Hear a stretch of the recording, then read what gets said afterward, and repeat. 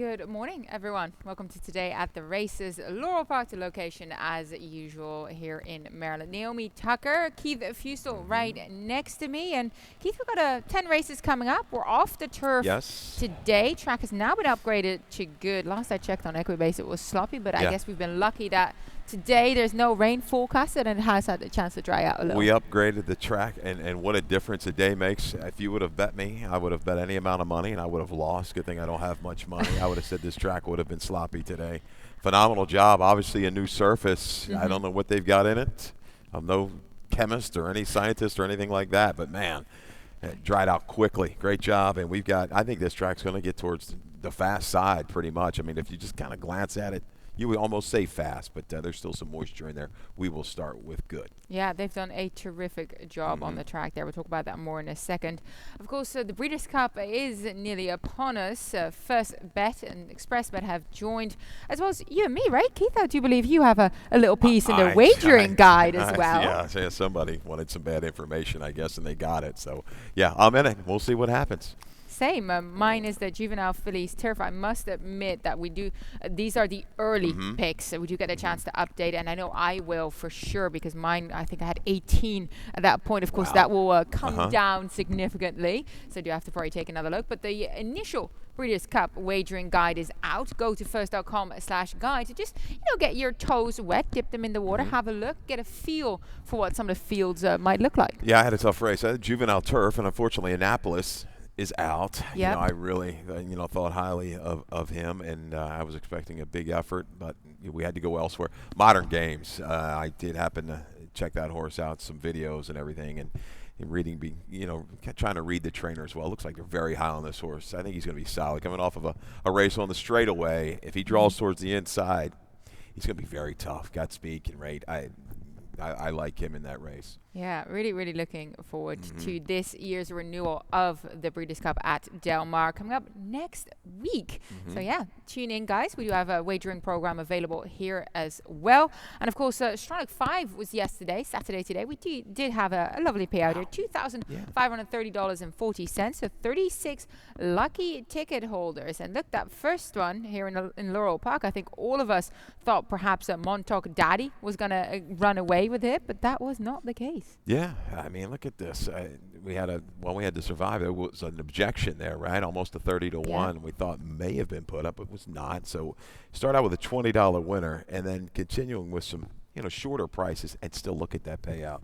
Yeah, 25, absolutely. 30. I mean, it's time and time again. You've got to get in on this Stronach 5. It pays handsomely. It does indeed. And of course, if you are handicapping these Stronach tracks, you get the opportunity to get your past performances for free. They're available at xbtv.com for, as you can see, Santa Anita Park, Gulfstream, Maryland Jockey Club, Golden Gate Fields, so that you can perhaps bring a couple of new people into the game as well, so they don't have to invest in these past performances and can start educating themselves. Absolutely. You can learn a lot. I'm sure there'll be some helpful information there to guide you through these past performances. If anybody ever has any questions, feel free to give me a shout out in the press box. If there's a comment you're not quite sure of, or anything within the running lines that you have any kind of question about, we're here. Check in with us. Sounds good. Very open. I'm not going to turn you away. We want you gambling. That's the key. Yeah, and let's have a look at the track condition. We were already talking about how the track has dried out. Now, a good main track. We aren't on the turf, but we'll keep you abreast if the track continues to dry out and upgrade. Absolutely. I mean, fast track, a good track, hedging towards fast, I think, possibly later in the day, as long as we don't get any more a little sun comes out. But amazing how it's dried out. I was handicapping mainly. I had to make some changes here on the fly late because of that. But, it'll be interesting to see how it plays, though. Will it be inside speed? Will it be fair? Watch the first couple. Maybe you can make an adjustment. Yeah, I definitely try to handicap for horses that are kind of good on both types of main track in terms of with a bit more speed as well. It's some cut in the ground, as we like to say, on the turf. Just a little bit of moisture in there. Let's talk about race number 1. Early pick 5 starts here. 1 turn, 1 mile on the main track. Both you and I, Keith, landed on Simard Shenanigan here. Horatio Caramanos, Amanda Rawlings. Look, she's the main track runner in here, and she won against probably a similar-ish level at Timonium 2 starts ago. I think she's capable of stalking the pace, and I kind of like the way that she's shaping up in this field. She seems to be the one that is going to relish the conditions. Absolutely. I think she's a proven dirter.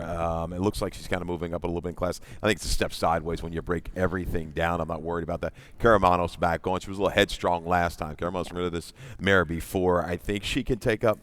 I would like her kind of almost stalking if I could, just off the pace. There's some horses in here that might want to just go ahead and go. Rockstar Girl is showing a little bit of foot on the main track. Julia Amanati's another one. So, yeah, I think from just off the pace, Samar Chinani can get it done. She'll be around the money, no doubt. Yeah, I agree as well. And both of us do have some interest in Rockstar Girl. Also did, has shown that she can run on the main track 2 starts ago, that 55 by. But before that, some better performances over the 1-turn mile here, Laurel Parker, April and February early this year, showing that she's very adept at changing over her running style to suit this elongated stretch here, second wire. She brought a little bit better finish in recent turf tries as well. It might translate over to the main track.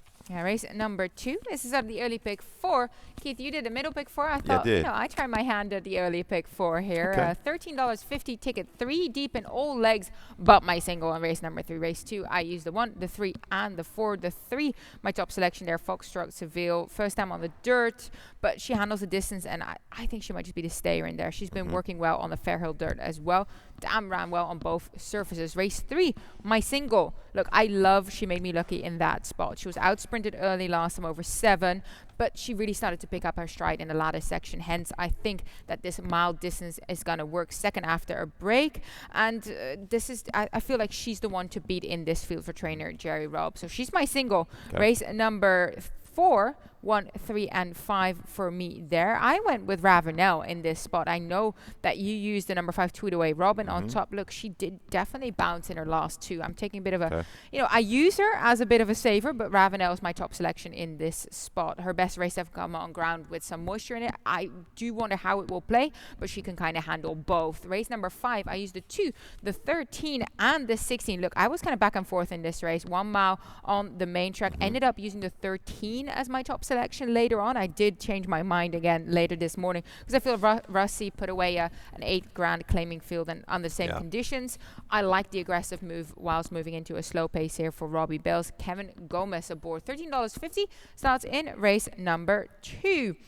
Keith, you landed on the number 4 in here, who I use in my exacta as well. Mexicali Rose, Carlos Manzi, and of course JD Acosta riding high, taking the first 3 races yesterday. And that's the key, I think, to this race, breaking it all down. I think she could be the speed of the speed. Held pretty well last time, and I think against a little better group, number hedged up, relaxes, a little softer opening half mile is going to carry her further against this group. I'm not terribly concerned with the 7 furlongs. The 1, maiden special weight to maiden claiming, a shortening up. I thought the sprint tries were okay, could put her in the mix, making a move from just off. A tricky little race. But, hey, you know what? I think the road is going to go through Mexicali Rose. I'll take my shots there from the top of the stretch with JD. Yeah, I feel so too. But I do use Foxtrot Seville on top. Just, first time on the dirt, first time at the maiden 25 levels, been running at the maiden 50, maiden special weights. She handles the distance, and I think she might just be the one that really enjoys this last final furlong. And she's been working well on the Fairhill dirt. And pedigree wise, it says that she should be able to handle the main track. So I used her.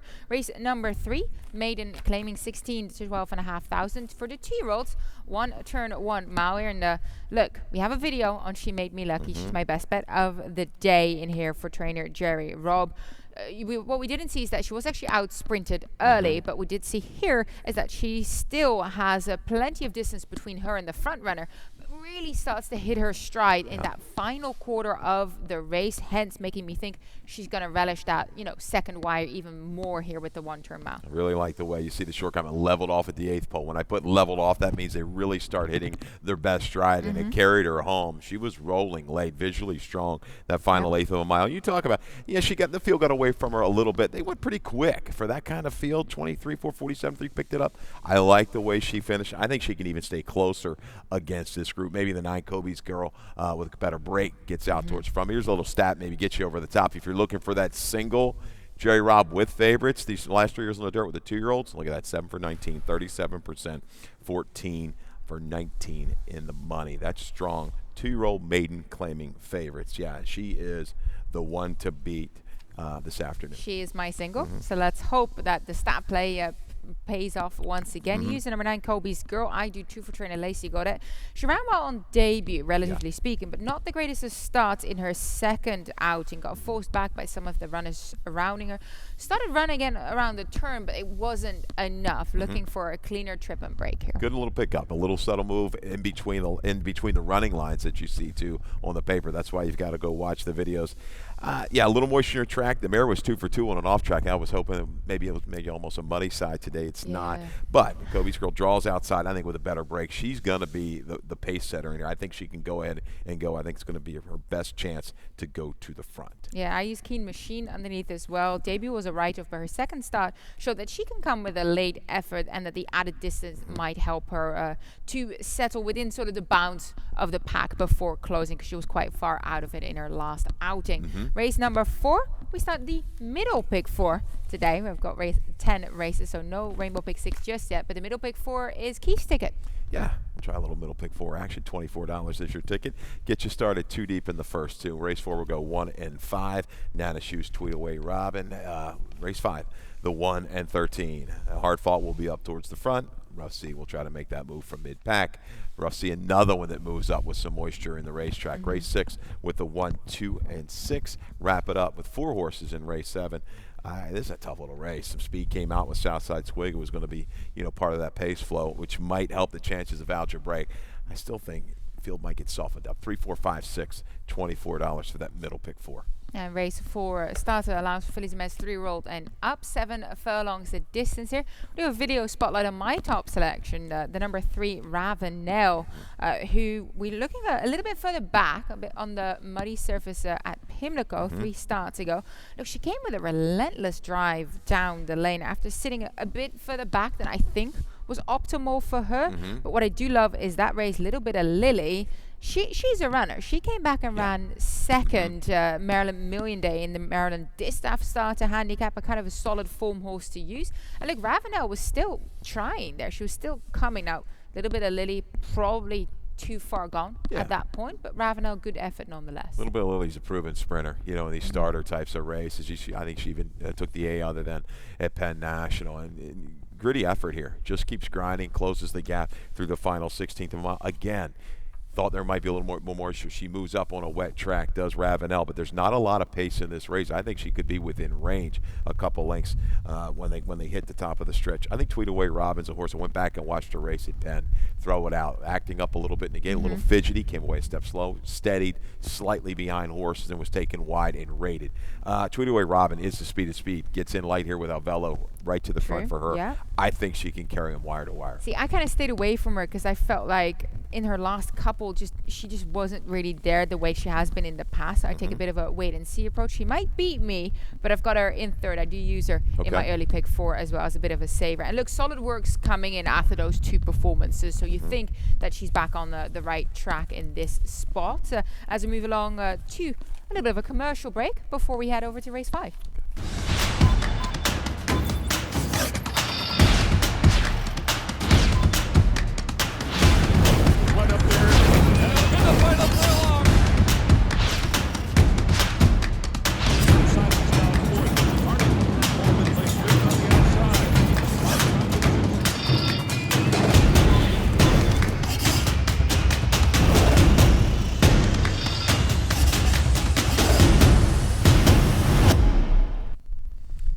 Back or Laurel Park, race number 5, and as we have 10 races coming your way this Saturday, race number 5 kicks off the Rainbow Pick 6 sequence as well, claiming 12,500 to 10,000, 1 turn 1 mile on the main track. We are not running on the turf today. And let's talk about your top selection here. Hard Fought for trainer Damon Delodovico, draws the rail, has done decently on the main track, albeit last time on the main track he was sprinting, still ran a really solid second, only beat by a length and a half there. But before that, you see him going longer at the starter allowance. His sloppy racetrack effort actually was very, very good. Now we know that the track's drying out a little bit, so we'll see what he will get, but it can translate and work for him. Yeah, it's been a hard luck kind of a horse. His Hard Fought. He's run some big races and he's hooked some just really quality fields. This might be the group that he can get the job done finally. It's been a long time. You look at the paper, and since a win, a long time, at least 16 starts. But from the inside and speed and tractable too is hard fought. The first eighth of a mile is going to be key for him. How does he come out of the gate from that inside stall? Can he relax a little bit? He made a good move into a very brisk pace last time, held on quite well on October the 1st on the turf. Coming back to the dirt, I think he's a pace factor throughout. Some scratches in here that I thought were going to give some problems up front have come out. If he can get away with a little softer half mile, something that's not crazy fast, maybe in that 47 and 448 and change range, I think he stays around and he'll stay an okay price, I believe, against this group. Well, we have seen that the rail is pretty decent for carrying speed if you are able to kind of pace yourself out nicely, and Horatio certainly knows how to do that, so it can absolutely work out for him here. I landed on the 13 of Ralph C for trainer Robbie Bales, Kevin Gomez on board. Look, this 8-year-old veteran runner here, 2 starts ago, put away an 8 grand claiming field, sort of under the same conditions as I thought he was going to get today. That was a sloppy 1-turn mile here. Perhaps now we're on good, so we'll have a little bit less cut in it, but still he was able to close into a bit of a slope. They were not going anywhere early, so he kind of made that aggressive early move because Grant Whitaker basically said, hey, we're not going anywhere here, let's make that move. And I thought that really showed that this 8-year-old still flexible enough to be kind of put into the race, put into the field, and still kick away by about 5 3/4 lengths. Now came back at that starter allowance, but he cut back in distance. I think this works better for him here. A couple horses out of that race came back to run bigger numbers. That was a salty starter he comes out of last time.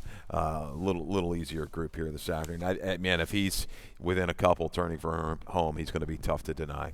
Yeah, I use him as my top station. I did have some interest in the number 2 here as I scroll along. Willing to speed. Also one that could jump up and show a little bit more pace now that there isn't an abundance of it in here. Charlie Marquez aboard. Look, haven't seen this one run on the main track in quite a while, but I was going back to Saratoga last year, September, 1.25 miles on the off-going open company allowance, ran second by a neck, a 76 buyer. Now, look, I'm not sure this 5-year-old's going to come back to an effort like that, and of course it is a little bit shorter, but he's been in pretty decent form, a little bit on and off on the turf, and he gets back on the main track with some moisture. I want to take my chances. Yeah, he could be the thorn in the side of hard fought early on. No doubt those two could just try to rush out from the inside post and get position. I hope they don't get tangled up in the duel, but it could happen. A couple horses you also want to maybe look at from the back of the pack, Lucky Ramsey. I know I talked to Dave Robin. He likes Galazzo today. So I always respect his opinion. He thinks a big move here out of that Maryland Million starter race back quickly. He's capable at the mile distance, no doubt, and even the 10-point driven. If the flow gets hot and contested, he's definitely one to This factor is a tricky in. race, Yes, race it number is, 5. This can go a couple of different ways in here. So yeah, let's get going with race number 6. Maiden claiming 25 to 20,000, 6 furlong the distance, and of course also late pick 5 ticket that Tim Tulloch created for us for today to see how he plays.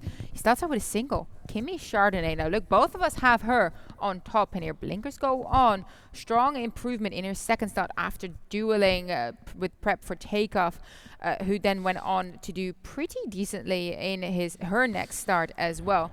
Towser went into the States Company in Keeneland as well, so that was a good form race. Now drops back down to the maiden 25. I get why he singled on her here. Race number 7, he goes 3 deep using the 1, the 4, and the 6 in that spot. 6 foot on distance there. Optional claim is starter allowance. And in race number 8, he goes 2 deep using the 1 and the 4. This is a nickel claim level. I actually landed on a couple of different horses, so definitely want interest in seeing who he fares with. But I use Scottsdale as well, the number 4. Race number 9, 2, 3, 5, and 9 for him. That's 1 mile and 16 on the main track here. Do like the fact that he uses Good Life Cider as well. And of course, Mid Mazel seems to be the one to beat in that spot. And then race number 10, he goes 3 deep again using the 1, the 3, and the 6, which are also all my top selections in there. $36 flat. That's a maiden 16 to close things out here in race number 10. Late pick 5 ticket for Tim Tulloch, which he'll talk us through later on today as well when he joins me in the afternoon. Let's talk about this field, claiming 12.5. Keith, you landed on the number. Oh, excuse me. You landed on the number 1. Not hard fought. I was on the wrong way. Scrolled a bit too far back there. Kimmy Chardonnay. Like I said, I thought she did very well in that second outing against a pretty salty field. Towser went into the stakes race and ran a 64 biter. Did finish down the field, but we know those stakes races are pretty tough. And of course, prepare for takeoff then went on to win as well, 49 by next at a maiden special weight level. So seemingly she's finding an easier group here. Yeah, disappointed last time out, right to the tag here today. Blinkers go on. It's been a positive of over 30% for this barn. Yeah, she's got to break. If she breaks cleanly, the road is going to go through her. I think she could stretch it a little further against this group. A little price play I'm going to throw in with Damon Dilladovico, a couple live horses, Red, White, and Tacos. She's run okay both starts. Comes down to 25. This is maybe the level where she's going to settle in, a $25,000 purchase. Sloppy sealed, muddy sealed track. We're going to get, a Harrowed good to fast track today. She was against the bias and really tried hard last time.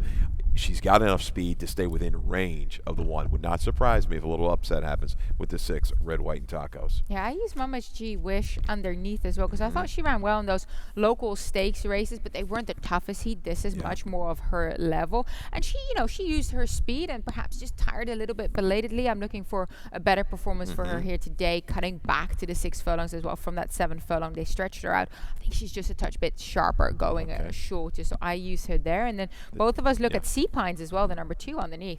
Yeah, Sea Pines numbers kind of work here. Okay, coming in from New York, Englehart, pay attention. He's had some luck recently. He's had luck the last 5-6 years, but the last 3 years with his maidens on the dirt, he's 8 for 24. A little stat for you, 33% with an ROI of over $4. So in the state of Maryland, when he brings maidens down, you better pay attention. Because I looked up the stat as well. Mine is from the last 5 years. He's actually 38% over 5 years. Yeah. Winners with his maidens, 12 from 32, 63% of them in the money. He brings over the right kind to get their first picture taken on this circuit here. Race number 7, optional claimant, starter allowance, 6 furlong the distance here. Do have a video spotlight on the number 3, who both of us have some interest in, Shambo, for trainer Mary Saray Jr. And look, he set a nice trip on the rail before having to wait for a spot. You can see it right here. Horatio really had to kind of take him back. He wanted to move earlier. He had the horse to do so, wasn't able to do so. Finally gets out about mid-stretch, like still a wall of horses in front of him here, but then does start running on late, gets the win. In my books, that buyer number could have been higher if it wasn't for all the trouble. Yeah, had a little trouble, was able to work himself out, and the confidence looks like it's high for Shambo right now. His numbers have improved. He's in better form. Looks striding out quite well. A little squirrely coming to the 8th pole when laying in, but once he straightens, he really gobbles up some ground, runs down a next out winner. This is a tougher group. I was hoping some of the other speed would stay in with Southside Swig, but this barn, when they claim and move up, they're deadly as well. They're like 35% with a big ROI that I checked. So, Mario Saray. Still plenty of speed in here with Algebraic, Alpha Cairo, and Degas. They're forward. Jambo takes one more little step. Certainly he can rally into it. Yeah, and both of us use the number 4 Algebraic, who you use on top for Trader Claudio Gonzalez. Look, a bit of a gaudy number last time out that Open Company allows at Charlestown, 4.5 furlong. But you start looking back, this is a horse that has run those kind of upper 70 numbers against the right kinds, against those Open Company allowance optional claiming at Monmouth Park. He comes in here, I think, looking very sharp. And of course, Claudio Gonzalez, the barn's really started to heat up. They have. He breaks sharp. I think he's maybe a little bit quicker than the 6 as well. He could take some pressure, but when he's right, he's been able to handle pressure and carry it the 6 for a long distance. So maybe he's the speed survivor. Alpha Cairo's in very good form for Kieran. He and Lopez have teamed up. They've done well. Good little race, shorter field, but a competitive race. I'm very intrigued by the 7th. Maybe the Shambo escapes at a little bit of a price for us, and things get hot and heavy. He can rally into it. I agree. This is a very competitive heat. I was wondering where to go, but landed on Alpha Cairo for Kieran McGee, who he can take pressure, he can give pressure, he can come from behind. I think that's what he's going to need here because it seems to be a couple of speedsters that might just rush to the front that he can take advantage of. Race number 8, Nickel Claimer, 6 furlong the distance here. Keith and I use similar horses, different order, but we both land on the number 5, Phantom Row. I mean, to me, this is a runner that has done much better in the past, is back in familiar surroundings with Jose Corrales, didn't get a good trip last time out, first time back in the Corrales barn. I think also possibly getting back into that routine of that stable again. I'm looking forward to him possibly jumping back up towards these higher numbers that could definitely best this field. I still think you're going to get maybe an okay price on him because Scottsdale. It doesn't look attractive, no, right? Scottsdale has that gaudy 72 last time against a softer bunch at Penn. Yeah. Velez and Cole, they've been deadly. They hit it at a tremendous percentage. There's some other speed in here to keep Scottsdale, busy, keep him company. Blue Danube is quick from the inside, will go, but Phantom Row is quick too, and he showed more life last time. Yes. Again, you look at the line, it doesn't look good. He was keen, he was eager to go, and now he draws outside the other speed. He got in trouble into the turn. I don't think he's going to get in trouble today. I think he sits outside the speed, hounds it, and goes by at an okay price. I like the move to Marquez here as well. I agree with you there. And both of us use Confusion Baby Boy for trainer Charles. Look, this is a runner that we've been following for a long time. Took him a fair while to break his main. It has been running at this level for a good bit now, but always kind of tears up for a check underneath. So I had to use him as a bit of an exotics player. Yeah, turning back a little bit in distance, sat, made a move, just couldn't quite sustain into that group. They were going pretty contested up front. I thought he carried a little bit further. 6 furlongs, a little better distance. And the one odds on. You've got Acosta looking for that wake up, turf back to dirt. If he comes with a race, if odds on or Phantom Row come with like a B plus race, they should win this. Odds on was kind of thrown to the wolves in the Not for Love. They tried he was in good form. That race looks like it took the starch out of him. He's trying to regroup, get back to that. Maybe this drop to the nickel will get the confidence back up for Odds On because he can sprint. He's all right. He's run some big numbers in the past. He's pretty decent. He just hasn't shown it in his last, more than handful, really. So I took a bit of a wait and see approach to see if today might be an easier field for him, which it looks like in terms of his class. He's supposed to be the better horse. He just hasn't shown it as of late. Race number 9, open company allowance here for fillies and mares at 3-year-old and up, mile and 16 on the main track. Do have a couple of notable scratches, but both of us take to the number 3 Mid Mazel for trainer Claudio Gonzalez. Look, very much the best at that claiming 25 level last time out. And then if you start to go further back, mile and 16 at Pimlico as well, she did well, showed a good bit of life over a sloppy surface at Monmouth. But I think she's going to actually enjoy these conditions, especially now it's drying out further when we get to the back end of the car. Yeah, and we've seen this, all in all, this track has carried speed quite well since it's been put in, right? So catches the field, I don't know, maybe Taylor Scrome can kind of force the issue, but in the opening quarter, she's able to clear. I think she's gone against this group. I think so as well, especially with that low draw. We do have the turn coming up quickly. She can kind of go forward. She's going to jump from gate 2 because Bataya is not coming in either. So I feel like everything is sort of pointing toward Mid-Mazel's direction that she's going to run a good race here today. Both of us use Sweet Home Dixie though for trainer Hamilton Smith underneath, who's coming in here, the 1-turn mile. And she's kept the right kind. She's running against tough allowance horses, and it feels like this might be an easier group for her because we came off the turf and we had a significant amount of scratches. Absolutely, on her favorite racetrack in the past, and now going out on this surface now. I think Sweet Home Dixie's good. I think she's fine in here at the mile. Looking at her dirt races comparatively, these horses aren't really dirt horses per se. She's got to make an impact from somewhere from mid-pack. I agree. And you use the number 4 underneath, Taylor Scrome. I do as well. You were already mentioning she's probably going to show some speed because that's kind of her weapon. She loves, going fast early, taking over and then kicking clear, like she did at Monmouth Park not too long ago when she was still trained by Claudio Gonzalez. Looking forward to kind of bank on that effort again. Yeah, exactly. This horse can handle the distance if things don't get too crazy. She can sit just off of it and make a move into it and keep going. Yeah, final race on the card. Maiden claiming 16,001 turn 1 mile on the dirt. We do have a video spotlight on the number 3. Tip your hat to that. We do go back a bit further, a long while further actually. I do believe that was April of this year, 2021, at Laurel Park on that sloppy surface. Look, he was on the pace with a long shot there. You can see Uncle Jerome folded, but tip your hat to that, managed to stick around for a good bit. He did, and hence, the video, it went on off track, thinking that's what we were going to get. But my exact thoughts too. On a fast track, his buyer figure kind of works.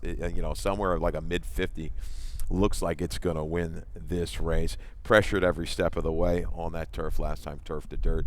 He's a stayer. against this particular group. I'm not in love with anybody. I think that, if things desperate times and you're down a little bit, maybe look for the 2 as a price play to make a move from just off of it if you're trying to get that price to get out. Yeah, I'm hoping Jack of Hearts jumping, getting back down to the maiden 16 condition after being maiden 25, maiden 40, showed a fair bit of speed for trainer Claudio Gonzalez, who's been doing pretty well with this runners. And we know speed has been doing decently on this track so far, so hoping that Jack of Hearts might be able to show a bit more today, as we'll get going with the final part of this morning's show, Lightning Round.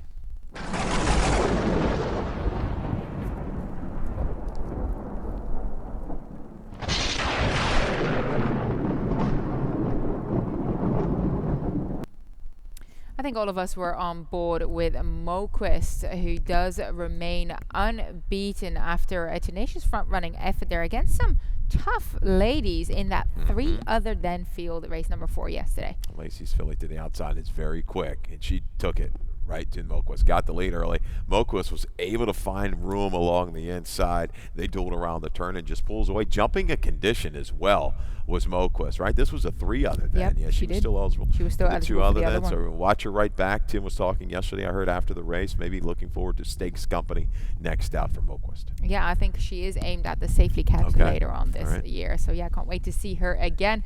And a couple of jockeys had a good day yesterday, but one of them, notably JD Acosta, swept the early part of the card. The first 3 races went his way, and we're just looking at the final victory for him, race number 3.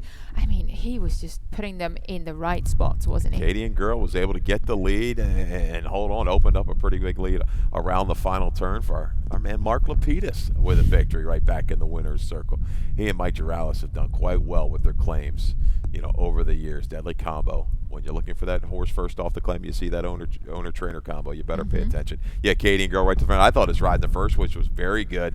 He was on that horse for Claudio, got bounced around at the break, was able to kind of settle that horse, saved plenty of ground, and got it done late with an inside surge. Yeah, we also saw Johan Rosado with a double in race 5 and race 7, as well as Georgia Ruiz in race 4 and race 8. So a couple of jockeys that had a stellar day yesterday. Final topic for today's lightning round is the fact that Pimlico will be hosting 2 meets in 2022. We'll be running from May the 9th to May the 31st, called the Preakness meet, as well as again from August 1st through to the opening of Timonium August 25, allowing the turf to have a little bit of a breather, as well as the fact that we do get a lot of attention racing at historic Pimlico. Of course, home of the Preakness. People pay a little bit more attention, allows us to showcase our Maryland racing product even further. You saw some handles go up, and up, right? The people notice when you see Pimlico on the track, it. When you just see, the shot, people recognize Old Hilltop. Yeah, good to get a little break. I always liked it. We used to bounce around. That's the way we used to do it.